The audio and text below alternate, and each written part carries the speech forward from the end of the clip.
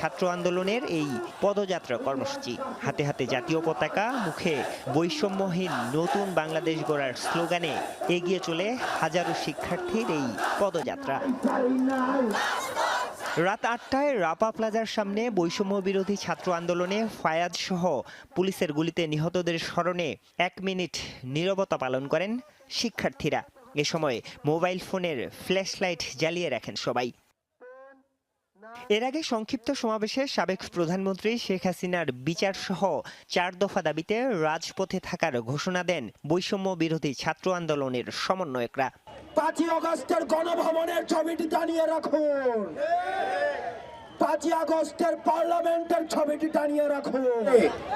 যারাই আর ফায়াজের বুকে গুলি ধরবে, যারাই আবু সাইদকে হত্যা করার জন্য গুলি উঁচা করবে, যারাই মুগ্ধকে হত্যা করার জন্য গুলি তুলবে, তাদের অবস্থা ৫ই আগস্টের গণভবনের মতো হবে,